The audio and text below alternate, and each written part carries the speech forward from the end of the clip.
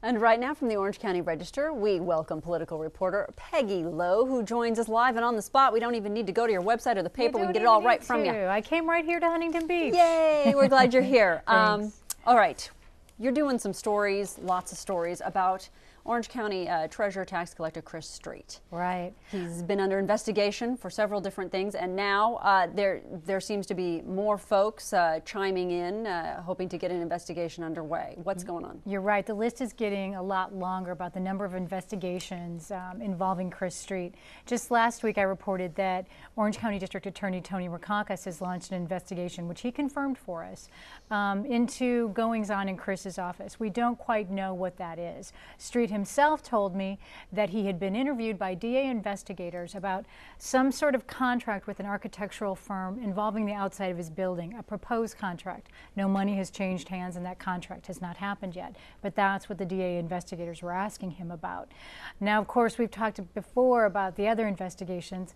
The U.S. Attorney's Office in Santa Ana has a criminal investigation ongoing into Street's dealings with a pension fund and a trucking company's bankruptcy trustee fund before he became treasurer too. So he has several federal investigations pending now and a couple of local ones too. Okay, I know you don't have much information on this latest, as you said, dealings with the architectural firm, but when you say they were looking into dealings with the outside of Chris Street's building, what does that mean? A building he's currently in right now? Right. It's Building 12. It's the Hall of Finance and Records. And from what I understand, he wants to take, there's these old levers, or they call them louvers, or anyway, they shut off part of the building. Oh. This building was built in 1959 right. when there was still a scare of nuclear war, right. and when they thought they could shut out the sunshine. Well, they don't even work anymore, and they're ugly, and so Street wants to take those off. And some other supervisors do too, and there is some movement in the county to make that happen, to upgrade that building.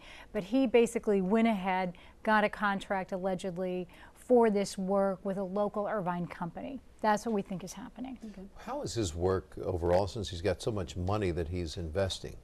That's a really good question. So far, investors are not reacting badly to all this news. I contacted several of the school districts and the water districts who have money in a $7 billion portfolio, and they said, you know what, we made some calls, we think it's okay, we still feel pretty strongly that our money is safe, and we're going to keep it there. We're not going to pull money yet. So, but of course this brings back, as you well know, so many old ghosts of the bankruptcy. Just 12 years ago, Orange County went through this. People lost their jobs.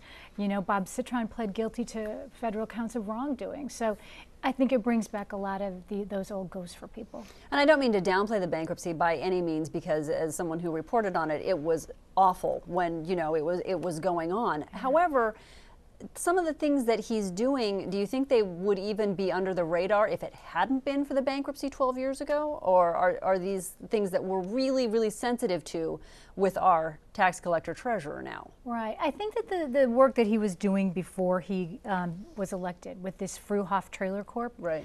That's very interesting, but we all knew that before he got elected, okay? Mm-hmm. That all those stories were out there. Right. And yes, maybe we are a little ultra-sensitive because of the bankruptcy. That's a good point, Ann. But still, a $1 million remodel just 8 months into his office is pretty shocking when Orange County's still paying back that bankruptcy. Mm. Well, talking about the offices being redone, and about the Board of Supervisors as well, what took place yesterday at the Board of Supervisors meeting? Anybody criticizing because of the expenditures? As far as the expenditures in the Soup's office or in Street's office? Both.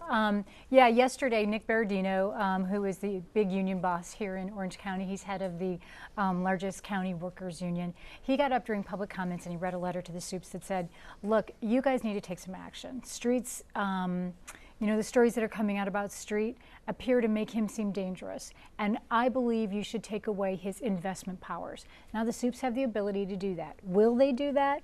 That's the talk up on the 5th floor right now, but certainly they have not gone that far. Well, and do they really need to do that? Is there any reason, any credible reason? Because right now he's being investigated for things that he did previously, and then we've got a $1 million remodel. Are these really reasons to take away his ability to invest? I'm sure I can't speak to that. And what John Moorlach likes to say, John Moorlach being his biggest backer who endorsed him and got him into that office, yes. He says a man is innocent until proven guilty. Absolutely. So let's back off. Let's watch and see what happens. Nick Berardino, of course, says yes, he should. The charges are serious enough. So you're hearing two different voices in the county. Right. All right, Peggy, we're glad to have you on once again. We'll talk to you later. Thanks a lot. Thanks, guys. Okay, Greg. thanks.